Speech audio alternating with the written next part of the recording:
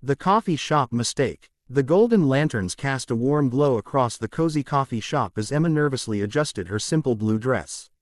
She had never been to such an upscale place before. The rich aroma of freshly ground coffee beans filled the air, and soft jazz music played in the background. Her hands trembled slightly as she checked her phone for the third time. This wasn't supposed to be her evening.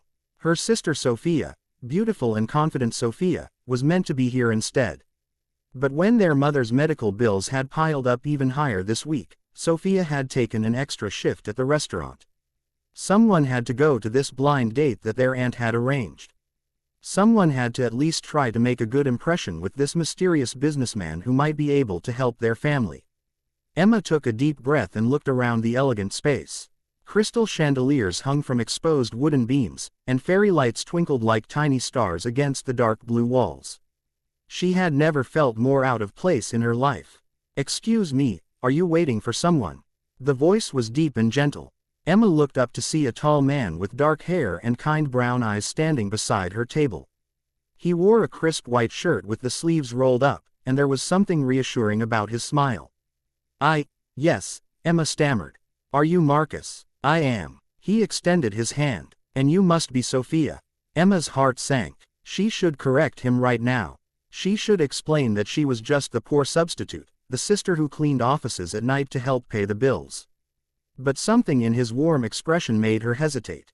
"Actually, I'm Daddy." "Daddy," a small voice interrupted her confession. A little girl with curly red hair and bright green eyes came bounding over to their table. She wore a pretty white dress with tiny flowers, and her face lit up when she saw her father.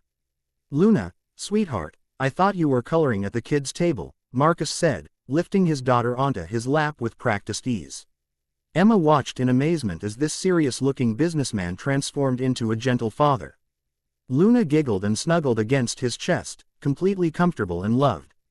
"I finished my picture," Luna announced proudly. "It's a rainbow. Want to see?" "Of course I do," Marcus said, his entire face softening. As Luna chattered about her artwork, Emma found herself genuinely smiling for the first time that evening. The little girl's joy was infectious, and Marcus listened to every word as if it were the most important thing in the world. "Luna, I'd like you to meet a friend," Marcus said gently. "I'm sorry, I didn't catch your first name properly." Emma's mouth went dry. This was her chance to tell the truth. But Luna looked at her with such open curiosity, and Marcus seemed so kind, so different from the cold businessman she had expected. "I'm Emma," she said quietly. "Emma," Luna repeated with delight. "That's a pretty name. Do you like rainbows, Emma?" "I love rainbows," Emma replied honestly, and Luna beamed. "Would you like some hot chocolate?" Marcus asked both of them. "They make the best in the city here." As Marcus went to order their drinks, Luna stayed at the table with Emma, chattering about school and her art class and her pet goldfish named Sparkles. Emma found herself relaxing despite her guilt. She had always been good with children, much better than Sophia, who had little patience for their endless questions and stories. "My daddy works a lot," Luna confided, lowering her voice conspiratorially. "But he always makes time for me. He's the best daddy in the whole world." "He seems wonderful," Emma agreed, and meant it. When Marcus returned with steaming mugs of hot chocolate topped with whipped cream, he sat down and studied Emma's face in the soft lantern light. "You seem different than I expected," he said thoughtfully. Emma's cheeks flushed. "Different how?" "Quieter. More genuine." He paused, watching Luna carefully draw shapes in her whipped cream. "My aunt said you were quite outgoing." The guilt twisted in Emma's stomach. "People can be complicated," she said carefully. "Indeed they can." Marcus smiled. "I have to admit, I wasn't looking forward to tonight. Blind dates arranged by well-meaning relatives rarely work out." "Why did you agree to it then?"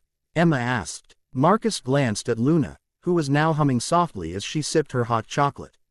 "Luna asks me sometimes why she doesn't have a mommy like her friends do. Her mother left when she was just a baby. I've been focused on work and raising her, but..."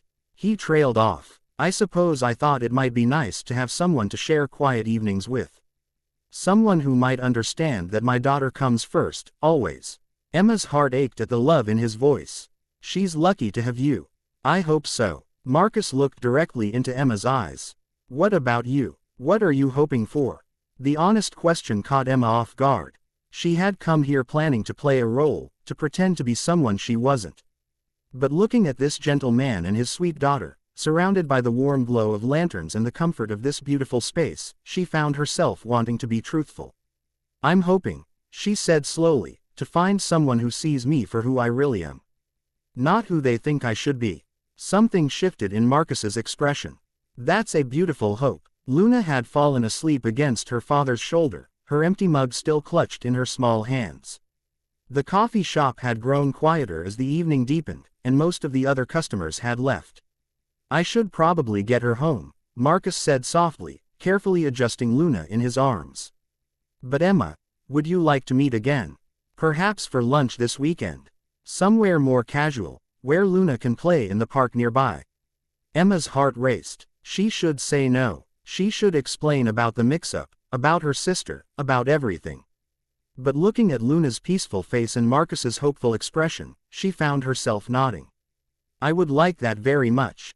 As they prepared to leave, Marcus helped Emma with her jacket, his fingers brushing hers gently. Thank you for tonight, he said. It wasn't at all what I expected, but it was exactly what I needed.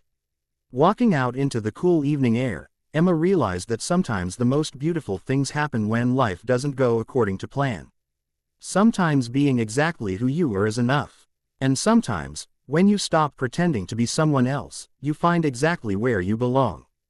Behind them, the golden lanterns continued to glow warmly in the windows of the coffee shop, as if keeping watch over the beginning of something wonderful.